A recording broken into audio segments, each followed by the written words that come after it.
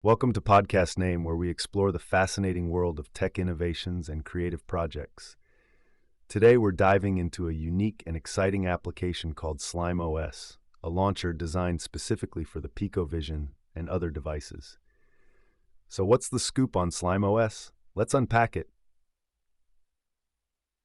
When we think of an app launcher, we might picture a simple grid of icons on our screens, right? But Slime OS takes that idea to the next level. Originally crafted for the Slime Deck Zero, this mini CyberDeck project aims to expand into various form factors on devices powered by the RP2040 and RP2350 chips. Quite intriguing, isn't it? Imagine a world where your tech tools seamlessly blend fun and functionality. That's what Slime OS is about. It operates in a limited 32-color mode with a resolution that can make your display pop, and the whole setup is scalable from 400 by 240 to 800 by 480. This is tech that looks good on any HDMI display.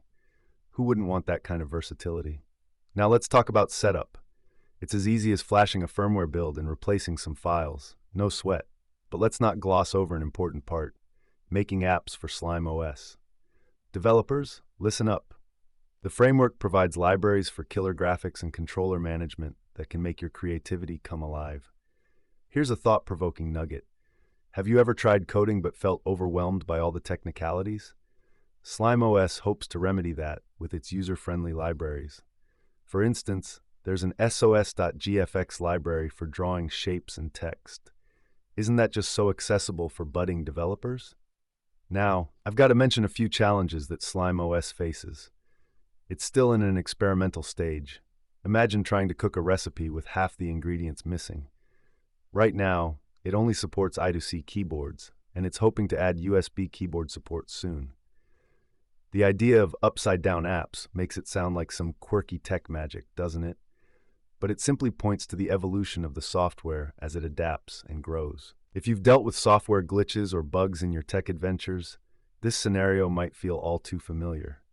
Let's shift gears and talk about hardware.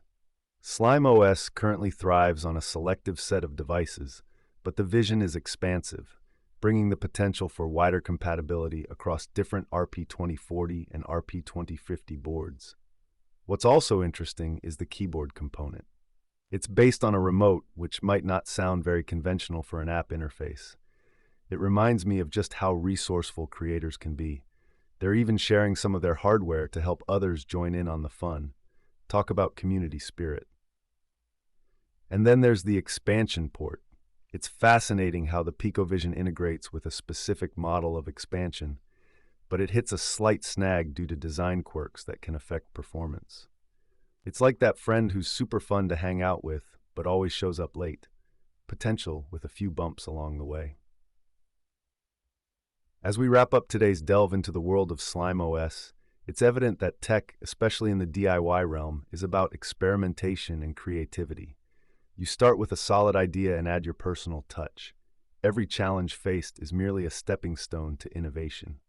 So to everyone out there experimenting with code and tech, what's your wildest idea that you've been hesitant to try? Thank you for tuning in to Podcast Name. If you're inspired by Slime OS or have your own tech stories to share, we'd love to hear from you. Until next time, stay curious and keep creating.